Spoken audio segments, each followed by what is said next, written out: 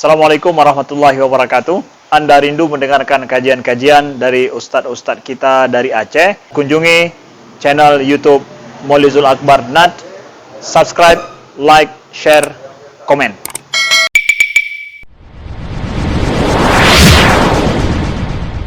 Assalamualaikum warahmatullahi wabarakatuh. Alhamdulillahirabbil alamin. Wa bihi nasta'in 'ala umuri dunya waddin. Asyhadu an la ilaha illallah wahdahu la syarika lah. Wa asyhadu anna Muhammadan 'abduhu wa rasuluhul karim.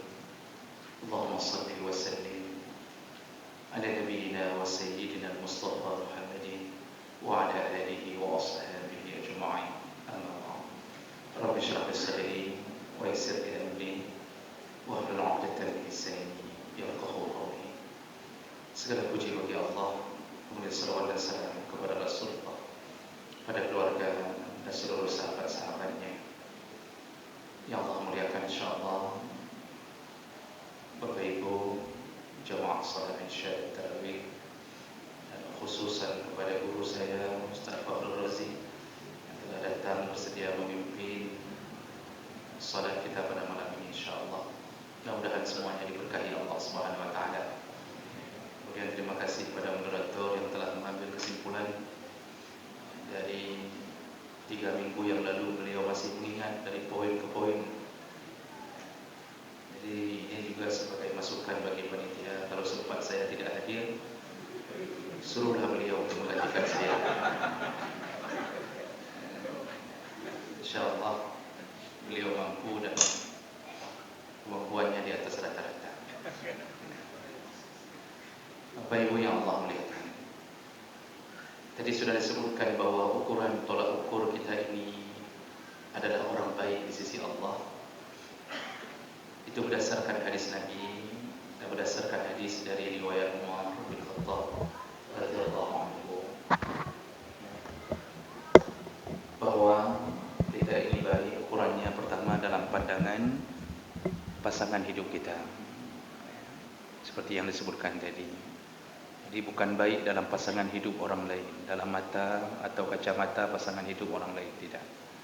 Kemudian yang kedua, kita ini baik dalam pandangan tetangga kita. Kalau tetangga mengakui kita baik, maka kita baik. Kemudian yang ketiga, tadi pagi kita sudah bahas, kita ini baik apabila teruji dalam muamalah harta. Kita tidak pernah menipu. Ketika berhutang kita kembalikan tepat pada waktunya. Lalu ketika kita bekerja pada seseorang, kita melakukan amanah. Kalau kita menjadi majikan dari seseorang, kita membayarkan gaji tepat pada waktunya. Semua urusan harta itu menjadi tolak ukur kita baik.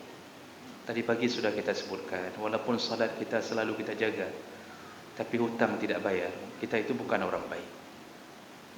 Kita bukan orang baik. Walaupun umrah sudah berkali-kali, ke Turki sudah 5 kali, ketemu Erdogan sudah 2 kali, bukan orang baik. Walaupun pegah kamu merempok je kan urenggan. Kalau masih menipu dalam urusan harta, tetap bukan orang baik. Karena harta Allah tidak akan lepaskan orang itu sampai ke akhirat selama tidak diselesaikan sesama hamba di dunia. Walaupun RM1.000, walaupun RM1.000. Kita pernah tipu orang? Pernahkah kita tipu kantin waktu SMA kita dulu? Makan bakwan 2, kita bayar 1. Maka kita harus kembali ke kantin itu. Kembalikan uang yang dulu kita tipu. Oh, tidak ada lagi kantinnya, cari kemana pemiliknya. Tidak ada lagi pemiliknya, cari ahli warisnya. Tidak ada lagi ahli warisnya, sedekahkan harta itu di atas nama pemiliknya. Itu baru selesai urusan kita dengan Allah. Yang belum bayar hutang, bayar hutang. Ibu-ibu yang masih main julo-julo belum store-storekan segera. Ini ciri-ciri orang baik yang ketiga, yaitu teruji dalam masalah harta. Baik, yang terakhir, yang keempat, ukuran kita ini berakhlak mulia, yaitu ketika kita teruji melakukan sebuah perjalanan. Kalau kita baik dalam perjalanan safar, maka insya-Allah kita jadi orang baik. Umar bin Khattab itu mengatakan bahawa ketika ada orang yang mau menjadi saksi, beliau mengatakan, fahal yurafiquka fis safar allazi yastadillu bihi 'ala al-akhlaq? Apakah engkau pernah jalan dengan orang ini yang menunjukkan akhlaknya? Jadi Umar langsung to the point mengatakan, kamu kenapa mau bersaksi untuk orang ini? Kenapa kamu berani mengatakan orang ini baik? Sudahkah kamu berjalan dengannya? Sudahkah kamu melakukan safar dengannya yang menunjukkan akhlaknya?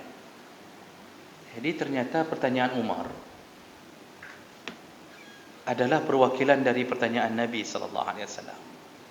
Makanya as-safar itu kalau kita buka kitab fikih disebut safar, maknanya membuka atau terbuka. Jadi disebut musafir orang yang membuka. Apa yang dibuka? Dirinya. Jadi musafir itu begitu keluar dari rumah terbuka.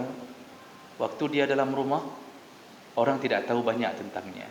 Begitu keluar dari rumah, orang sudah lihat dia. Terbukalah segala-galanya, terbuka dirinya dan terbuka akhlaknya. Maka Imam Al-Ghazali menyebutkan yusamma bis-safar li'annahu yusaffirul akhlaq. Dinamakan dengan safar karena safar itu membuka akhlak. Orang kalau sebelum safar, kita enggak tahu Pak dia baik atau tidak. Kalau mau tahu orang dia baik atau tidak, coba jalan bersamanya. Yang sifatnya safar, yang namanya safar itu perjalanan yang menyebabkan boleh melakukan keringanan dalam solat. Jadi ukuran safar itu minimal 85 atau 90 km. Coba berjalan dengan orang itu.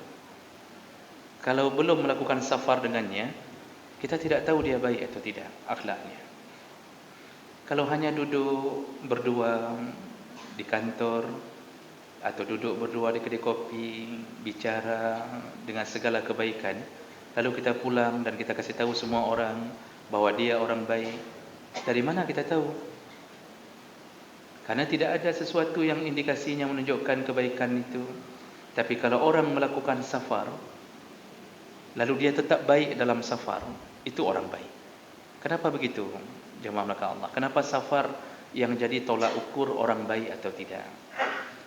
Karena Rasulullah berkata, as-safar qita'atun minal azab.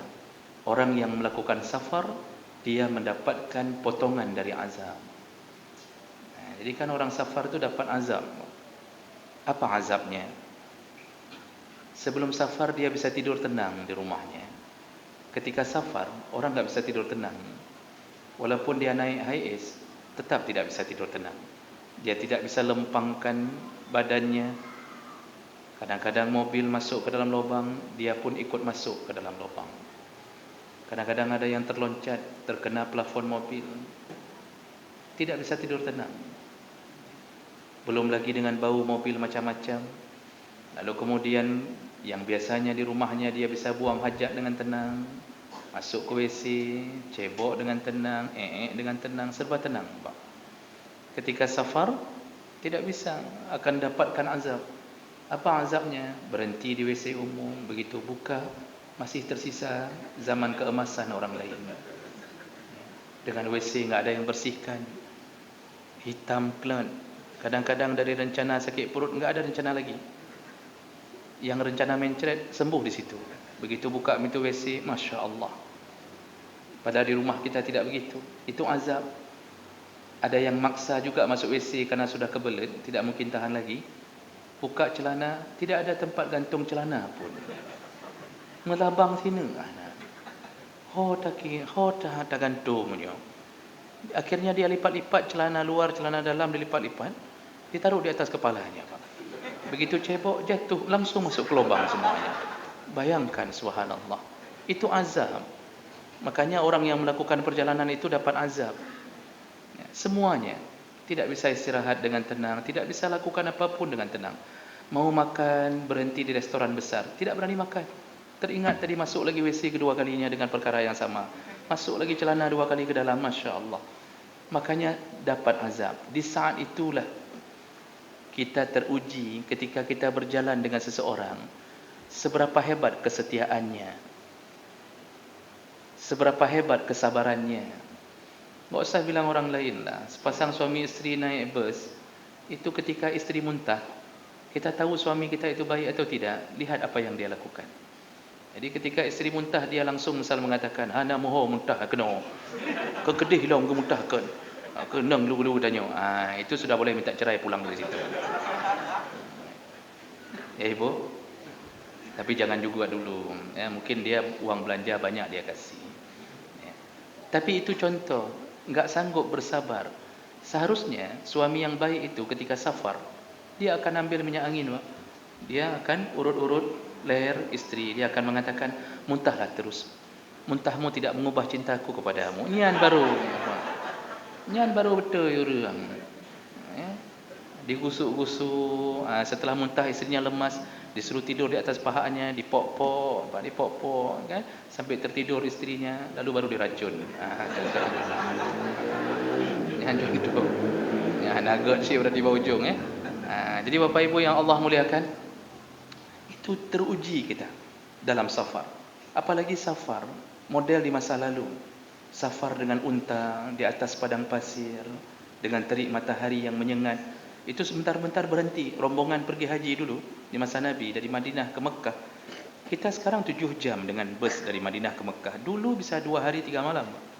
Itu berhenti berulang-ulang di tengah padang pasir. Itu harus keluarkan kompor, masak. Disitulah terujinya seorang sahabat. Makanya di masa Nabi, itu ayahnya Ummu Salamah, mertua Nabi sallallahu alaihi wasallam, itu dikenal dengan Zadur Rakbi. Jadi beliau diberi gelar Zadur Rakab. Apa itu Zadur Rakbi? Yaitu orang yang menanggung bekal. Kenapa diberi julukan itu? Beliau asal sudah safar, beliau korbankan dirinya. Jadi yang masak beliau, yang berikan uang beliau, dia tanggung semua orang-orang yang berjalan dengannya. Sabar sekali orangnya. Sampai Rasulullah memberi julukan Zadur Rabbi. Inilah orang baik yang dalam safar pun masih baik. Kita ini kalau di luar safar banyak yang mengaku baik. Tapi coba teruji, dalam safar masih setia tidak? Kalau masih setia, insya Allah kita baik. Kalau dalam safar berubah, tidak pun dia mau tunggu kita untuk keluar dari kamar mandi. Kadang-kadang ada model kamar mandi umum, itu enggak ada pacok dalam. Pacok, enggak bisa dipacok dalamnya. Jangankan tu kunci, dipacok saja enggak ada. Ada yang ditaruh pulpen, ditaruh spidol, ada yang ditaruh macam-macam ya Pak. Ya? Mau tidak sahabat kita yang satu perjalanan dengan kita mengatakan, "Kapres si adik ke pintu WC je, tolong tunggu di depan pintu, jaga kalau ada orang takut masuk tiba-tiba." Dia tunggu, Pak. Ada yang tunggu sambil pegang pintu dari luar, Pak. Kalau segitunya mau, itulah sahabat kita. Itulah sahabat kita. Teruji kesetiaannya. Tapi kalau model kita minta tolong tidak mau, dia tetap duduk dalam mobil, dihidupkannya AC, dihidupkan musik. Kita cula-calo dalam WC itu, Pak, sambil pegang pintu. Sudah pintunya jatuh jauh sekali dari kita. Kan? Jadi siga doek, siga ulikut. Otomat pintu doh ke dia hukelau. Masya Allah. Sungguh menderita hidup kita. Dia duduk dalam mobil. Itu sudah cukup untuk kita tahu bahawa itu bukan teman yang baik. Maka akhlak seseorang terbuka ketika dia melakukan safar. Itu baru teruji sebagai orang yang berakhlak. Kalau hanya bersama dalam bahagia, itu banyak orang mau. Bersama dalam kebahagiaan banyak. Itu contoh yang isteri kedua, isteri ketiga, itu kan mereka mau kenapa? So yang pengalaman. Itu isteri kedua, isteri ketiga itu mau bersama kita karena Masya Allah bapak itu uangnya banyak, jabatannya tinggi. Tapi ketika kita sakit dan sebelum kita menikah yang kedua dan ketiga, siapa yang hidup bersama menanggung derita? Isteri pertama. Ketika kita kembali sakit di ujung, siapa yang akan juga merawat kita? Juga isteri pertama. Yang kedua, ketika berangkat, tidak peduli. Makanya jangan banyak-banyak, cukup yang pertama. Di sini, di tempat lain terserah. Jadi Bapak Ibu yang Allah muliakan, begitulah. Itu semua bahasa kiasan Nabi tentang akhlaknya seseorang teruji ketika dalam safar, itu menunjukkan bahawa teman sejati adalah teman yang di dalam susah dan derita, bukan teman di dalam bahagia. Kalau sedang bahagia, semua mau bersama kita. Ketika kita sudah pensiun, uang tidak ada lagi, masih ada orang yang mau sama kita. Dulu waktu kita masih hebat, Masya Allah, dielu-elukan, dipuji-puji, ya. Dimanapun ketemu, diangkat tangan lalu diberi salam ke kita, dipuja-puja dumpat. Dikasih tahu bahawa bapak lah yang terbaik, Masya Allah. Begitu turun, nggak ada lagi jabatan, wang tidak ada lagi, apalagi kaki kita sudah melayang-layang sebelah apa? Setruk sebelah, na yang jak rumah dah, ya pengen katanya ojek kopi. Tidak ada lagi. Kemana sahabat kita? Hilang. Kenapa dia tidak lagi jumpai kita? Karena kita tidak ada lagi kebahagiaan yang bisa kita tawarkan kepadanya. Disitulah kehidupan kita baru tahu, ternyata yang paling setia kepada kita hanyalah istri kita. Maka berbaik-baiklah dengan istri. Berbaik-baiklah dengan istri. Karena kapanpun, dimanapun, istri tidak meninggalkan kita. Tapi kita sering meninggalkan istri. Hanya lu puja ibu-ibu, baik tak kecewa. Tapi kurinang kekun. Tapi kurinang kekun. Itu pada tempat lain, kenam kurinangnya kepadanya kaji dia. Jadi begitulah jemaah melakukan Allah. Itulah ukuran akhlak bahawa kita ini baik atau tidak. Mudah-mudahan ini bermanfaat. Saya tidak berlama karena tadi sudah habis tersita waktu dengan urusan mik, dan itu kita maklumi bahawa kita ingin berharap sesuatu tapi kadang-kadang tidak sesuai dengan harapan. Itu semua takdir Allah Subhanahu wa taala. Mudah-mudahan bermanfaat. Kita berjumpa di lain waktu. Semoga Allah kumpulkan kita kembali di dalam surganya. Amin ya rabbal alamin. Subhanakallahumma bihamdik asyhadu an la ilaha illa anta astaghfiruka wa atubu ilaik. Wassalamu alaikum warahmatullahi wabarakatuh.